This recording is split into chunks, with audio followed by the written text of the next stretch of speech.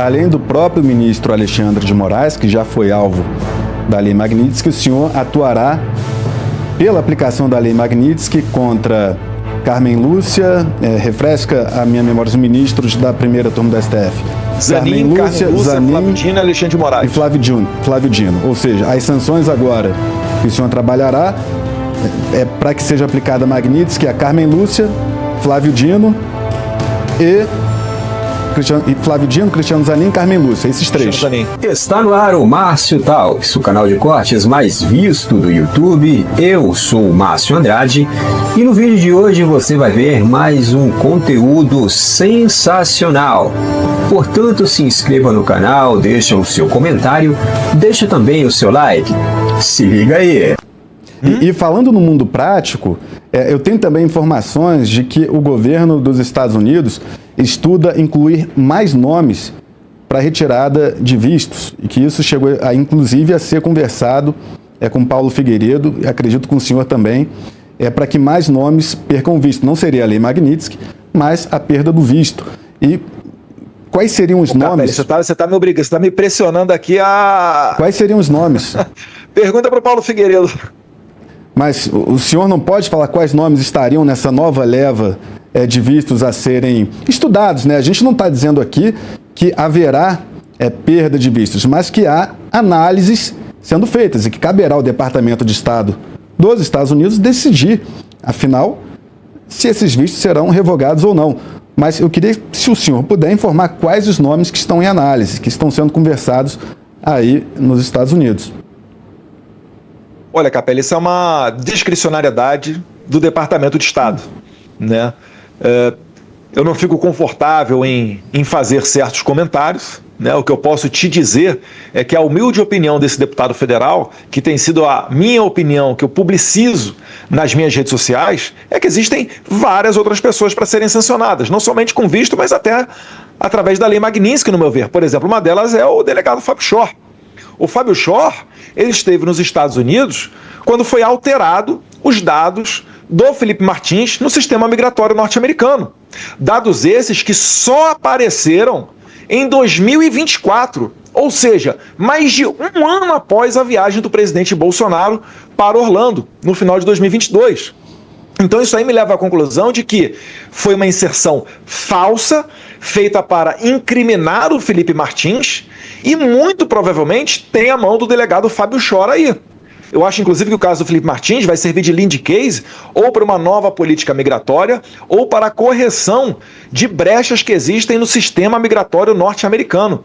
Porque não pode ser dessa maneira, né? Alterações sendo feitas onde você não consegue encontrar um responsável, às vezes com o nome errado do Felipe Martins, às vezes com o seu passaporte errado. Então isso tudo para mim está bem claro. E o Felipe Martins, ele acabou ficando preso 6 meses por uma viagem que ele não cometeu e agora está sendo processado nesse chamado inquérito do golpe, né, do golpe da Disney, por uma reunião que ele não participou. Onde as pessoas que estiveram nessa reunião disseram que o Felipe Martins não participou. Por exemplo, o general Gomes Freire disse: não conheço quem é Felipe Martins. Mostraram lá a foto, se não me engano. Ele falou: olha, não teve na reunião. E ainda assim, Felipe Martins está preso. Por quê, Capelli?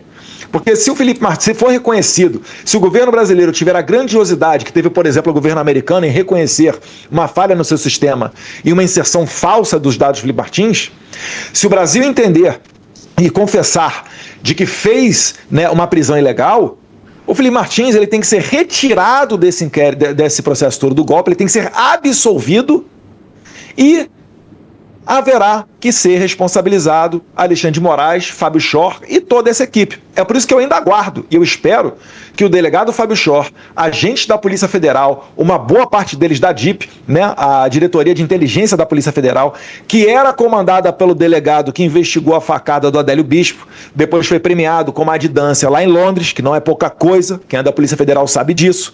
Então tem todo, né, um ecossistema embaixo do Alexandre de Moraes que é merecedor dessas sanções. Se eu for chamado a opinar sobre esses casos, eu já estou adiantando aqui, né, que a minha humilde contribuição será nesse sentido, inclusive, se preciso, com relatórios. Mas quem decide o que é ou o que não é o Eduardo Bolsonaro e o Paulo Figueiredo. é o State Department, sob a política, né, liderada pelo presidente Trump, que assim guia os Estados Unidos para seguir sendo o farol das liberdades. Algum outro nome, além do delegado da Polícia Federal, Fábio Shor, que o senhor avalie, que também que o senhor vá trabalhar para que seja alvo da Lei Magnitsky, além de Fábio Shor, tem algum outro nome também? Eu acredito que todos os ministros da Suprema Corte, né, que votaram pela injusta condenação de Jair Bolsonaro, mesmo sem nenhuma ligação dele com os atos de 8 de janeiro, lembrando que os atos de 8 de janeiro passam longe de uma tentativa de golpe de Estado, né? Não dá para você admitir que você vai dar um golpe sem armas, ou que um golpe não foi dado porque o sujeito lá perdeu o táxi, né? Isso daí é esdrúxulo. Então, essas pessoas, de maneira deliberada, estão colocando na prisão, estão condenando uma pessoa inocente, que se chama Jair Messias Bolsonaro. Ou seja, o senhor... várias outras do 8 de janeiro que passaram longe da Praça dos Três Poderes, inclusive. Então, as pessoas que estão envolvidas nisso, como eu estou citando aqui, né, o caso dos 4 ministros da Suprema Corte, essas pessoas, na minha opinião, são merecedoras de Lei Magnitsky, porque a Lei Magnitsky diz que quem presta apoio, de alguma maneira, ao violador de direitos humanos, incorre nas sanções secundárias. Então, fica aí a critério do governo norte-americano. Ou seja, além do próprio ministro Alexandre de Moraes, que já foi alvo da Lei Magnitsky, o senhor atuará pela aplicação da Lei Magnitsky contra Carmen Lúcia, refresca a minha memória, os ministros da primeira turma da STF. Zanin, Carmen Lúcia, Zanin, Flávio Dino e Alexandre de Moraes. E Flávio Dino. Ou seja, as sanções agora que o senhor trabalhará para que seja aplicada a Magnitsky, a Carmen Lúcia, Flávio Dino e Cristiano Zanin e Carmen Lúcia, esses três. Cristiano Zanin.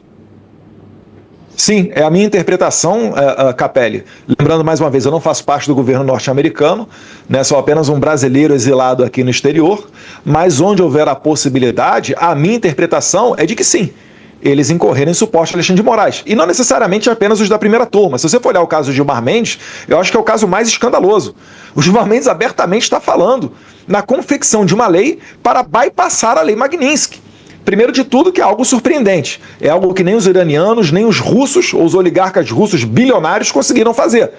Mas se o Gilmar Mendes acha que ele tem condição de fazer, né, inclusive citando, ajudando muito o nosso trabalho, onde ele cita que os bancos brasileiros não estão cumprindo a Lei Magnitsky, isso daí pra gente é um prato cheio, né? É traduzir para inglês e mandar para as autoridades americanas. Qualquer pessoa, qualquer cidadão dos Estados Unidos tem direito de petição, tem direito de acesso à justiça, tem direito de acessar os seus representantes, né, políticos. Então, enquanto aqui debaixo da jurisdição dos Estados Unidos, eu tenho certeza, eu, Alan dos Santos, né, Rodrigo Constantino, Paulo Figueiredo, juíza Ludmila Lins Grilo, todos nós estamos nessa mesma entoada. Tem uma intenção que um grupo de advogados que apoia Bolsonaro está articulando, que é solicitar revisão criminal para o STF, que aí, como ele foi julgado, condenado pela primeira turma, a revisão criminal teria que ser avaliada pela segunda turma, que aí teria uma maioria considerada favorável a Bolsonaro, como André Mendonça, Cássio Nunes Marques e o próprio Luiz Fux, que votou para absolver Bolsonaro. E os outros que completam são Dias Toffoli e Gilmar Mendes. Para o senhor, há possibilidade de prosperar uma revisão criminal a ser analisada pela segunda turma do STF? Possibilidade há, Capelli. A questão toda é o seguinte: até onde a Suprema Corte está disposta a seguir a lei, a seguir a sua própria jurisprudência. Eu lembro, por exemplo, que o Supremo Tribunal Federal alterou por 2 vezes a sua jurisprudência a fim de que conseguisse puxar para baixo de sua competência o caso de Jair Bolsonaro. Porque Jair Bolsonaro é um ex-presidente. Ex-presidente é processado em juiz de primeiro grau. Onde é que o Lula foi processado? Em Curitiba. Lembra as reclamações com relação ao Sérgio Moro. Onde é que o Temer é processado? É na justiça de primeiro grau. Por que Bolsonaro, então, é processado em uma turma específica? Porque se for a ele dado o tratamento de presidente, ele teria que ao menos ser julgado no plenário do STF, que é onde os presidentes são julgados. Então ele foi metido num limbo devido a um Frankenstein jurídico que fizeram com a jurisprudência da Suprema Corte. Então, nessa atmosfera, eu acho que sempre haverá resistência para você fazer justiça no caso do Bolsonaro. Eu acho que primeiro tem que haver uma reconfiguração do cenário político para você chegar nesse momento. Mas sim, Capelli, você está certo. Muita gente tem dito que a revisão criminal, ela poderia ser feita pela segunda turma, ou melhor, deveria ser feita pela segunda turma, com grandes chances de absolvição de Jair Bolsonaro, porque seria um julgamento feito por pessoas que não são majoritariamente sindicadas pelo PT ou inimigos pessoais de Bolsonaro, como é o caso do Alexandre de Moraes. Segundo integrantes do governo Lula, o senhor seria hoje o principal cabo eleitoral de Lula. Eles afirmam que o senhor seria o camisa 10, porque Lula estava mal de popularidade, né, com muitos problemas ali de índices de aprovação, e depois que houve esse embate maior entre Brasil e Estados Unidos, provocado, né, pelo senhor, essa tensão entre Brasil e Estados Unidos, com a reunião agora entre Trump e Lula, o governo avalia que, após essas suas movimentações, a popularidade de Lula melhorou. Como o senhor lida com essa avaliação de que seria o camisa 10 de Lula? Primeiro, se fosse isso tudo mesmo, o regime não estaria tentando me prender a todo momento, né? Você pode ver, o líder do PT, o Lindenberg Farias, foi quem pediu meu passaporte e no final acabou resultando aqui no meu exílio. Depois, né, uma vez aqui no exterior, a gente conseguiu atrair a atenção dos norte-americanos, né, com muito trabalho, mas muito sucesso, muito êxito, para que fosse dada a devida atenção ao Brasil. Vale lembrar, depois que o secretário Marco Rubio respondeu ao deputado Corey Mills, deputado esse que uma semana antes eu estive com ele, né, depois que ele respondeu ao Corey Mills numa audiência pública na Câmara dos Deputados aqui dos Estados Unidos, dizendo que poderia sancionar o Alexandre de Moraes, o Moraes desarquivou o meu caso e começou a me investigar por crimes que podem me levar a mais de 20 anos de cadeia. Então isso daí deles, né, é para tentar colocar a base da direita contra mim, ou tentar, talvez, né, do devaneio deles, me fazer mudar de ideia, como se eu fosse refletir, achando que a minha conduta estaria errada, porque está incentivando, está melhorando a vida do Lula, e assim eu parasse de fazer. Convido os internautas que nos assistem a uma reflexão. Se você tirar os Estados Unidos dessa equação, se você tirar as 3 ondas de visto, tarifa, Magnitsky no Moraes, Magnitsky na mulher do Moraes, etc., como é que você acha que estaria o Brasil? Mas o que as pessoas do governo falaram para o senhor que teria acontecido nessa reunião entre Lula, Trump, Mauro Vieira e Rubio? É que não teria tido avanço. E por que não teria havido avanço segundo esses relatos? Não estou falando de nomes, só dos relatos em torno dessas reuniões. O feedback que a gente tem é que realmente estão vendendo muito acima daquilo do que foi essa reunião, né? Até agora, de fato, não existiu nenhum avanço, né? Você tem uma foto, por exemplo, Martin DeLuca, que é advogado do presidente Trump, ele veio às redes sociais nesse mesmo sentido, falando, olha, parece até que ganhou a Segunda Guerra Mundial Lula, porque é um recorde de coletivas de imprensa após um encontro rápido, né, depois de mais de 20 horas de voo. Então é nesse sentido que eu estou falando aqui, né? E obviamente as pessoas que estão dentro do Departamento de Estado, dentro da Casa Branca, ou mesmo os brasileiros com os quais eu converso, né, têm essa mesma impressão. Eu fico impressionado só com aqueles que não entenderam ainda que estão querendo vender uma vitória onde na verdade não houve nenhum tipo de progresso. Tem um vídeo que eu queria, a produção separou para botar no ar, que é um momento em que o Trump, ele está sendo filmado, ele faz ali elogios ao presidente Lula quando está embarcando ali no avião. Queria que a produção soltasse esse vídeo, por gentileza, agora. Could you tell us a little bit about how the Lula meeting went yesterday? Very good. We had a good meeting. We'll see what happens. I don't know if anything's going to happen, but we'll see. They'd like to do a deal. We'll see. Right now they're paying, I guess, 50% tariff. But we had a great meeting. It's happy birthday. I want to wish the president happy birthday. Okay? It's his birthday today. Did you know that? No. He's a very vigorous guy, actually, and I was very impressed. But today's his birthday, so happy birthday. All right, would you let him know, please? Como o senhor avalia essas declarações do presidente Trump? Uma pessoa educada, desejou parabéns a um presidente de outro país que ele acabou de se encontrar, acabou de conhecer, né? E no mais, boa negociação com Bessent, Rubio e o Greer. E o senhor aposta... Não tem muito o que comentar, Capelli. Eu tô rindo aqui, mas desculpa, mas não tem muito o que comentar, né? Ele, inclusive, não sei se foi nessa mesma passagem, ou num voo anterior ou subsequente, né? Ele fala, olha, foi uma boa reunião, o que vai acontecer e tal? Ele, não sei, vamos ver o que vai acontecer dali. Então, ele não aplica com certeza dizendo que ocorrerá algo exitoso. Certamente o Trump entende que existe muito dos países, né, lado a lado, que tem a contribuir. Mas ele não vai contribuir de qualquer maneira. Eu sempre gosto de resgatar aquele discurso do Didi Vance na Alemanha, onde ele fala o seguinte, ou nós compartilhamos dos mesmos valores, ou a nossa conduta vai ser diferente. Sim, ou seja, em termos práticos, não houve retirada de sanções, ainda não houve também redução do tarifaço, mas há uma aproximação entre as pessoas físicas de Lula e Donald Trump. O senhor acredita que essa aproximação é das pessoas físicas ali, não de Brasil e Estados Unidos, mas de Trump com Lula, acaba facilitando as intenções do presidente brasileiro, ou acha que não vai passar de sorrisos e apertos de mão? Olha, o Trump pode perfeitamente ter um bate-papo muito agradável com Lula. Ele fala exatamente isso sobre o Xi Jinping. Ele fala, a minha questão não é contra a pessoa do Xi Jinping, né, que preside a China. Ele é um ótimo cara, ele é um excelente cara. Você vê que quando eles se encontram, ocorre até uma sinergia. Mas depois, quando a gente vai para o mundo prático, os Estados Unidos têm uma batalha comercial com a China. E falando no mundo prático... Então ele não se furta. O Brasil está passando por um momento muito delicado. As instituições... O Poder Legislativo, o Judiciário, o Executivo estão completamente perdidos e estão completamente prejudicados, sem credibilidade, e tudo isso por conta de ações de pessoas da alta cúpula desses poderes. Pois bem,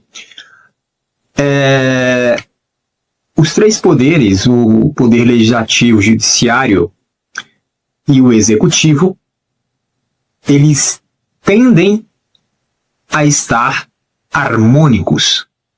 Pelo menos é isso que diz a Constituição, deveria ser harmônicos, né? Deveria ter um equilíbrio entre os três poderes, cada um fiscalizando o outro, né, na questão dos freios e contrapesos. A própria Constituição diz isso, porém, na prática não é assim que funciona. O que a gente vê hoje no Brasil é justamente um poder sobressaindo sobre o outro. Então, o que acontece? Isso necessariamente vai refletir lá na ponta, ou seja, no indivíduo, no povo, na sociedade. Tá? Mas, ao que parece, as ditas autoridades não estão nem aí para esse negócio, né? Não estão nem aí para as instituições que elas próprias pertencem, né? Então, a coisa está em uma tônica de projeto, na verdade já vem de muito tempo, aquela coisa do projeto de poder no poder pessoal, né? Todas as ações são em benefício próprio ou em benefício da minha ideologia política, da minha visão de mundo. Então essas pessoas que estão nessas instituições, elas arrogam para si todo esse poder e traz essa tônica de visão de mundo para dentro da própria instituição, né? E obviamente, quando isso acontece, aí há uma corrupção própria, né, de corromper a própria instituição. Ou seja, o Brasil está em um patamar em que a alta cúpula que governa, que dirige o país, né? Ou seja, o pessoal do Poder Executivo, começando pelo Presidente da República, né? Aí tem o pessoal do Judiciário, começando lá pelo STF. Aí tem o pessoal do Legislativo, começando lá pelo Senado, né? Tem o pessoal lá da Câmara, são os deputados e tudo mais, no Senado e senadores. E ao que parece, a coisa está se enveredando aí para algo muito grande aí, de penalização em relação aos Estados Unidos para com o Brasil. É isso. Essa é a situação em que o Brasil se encontra, essa é a situação em que a população brasileira, a sociedade do Brasil, a nação brasileira se encontra. Por esse vídeo é isso, se inscreva no canal, deixe o seu comentário e deixe também o seu like. Até breve.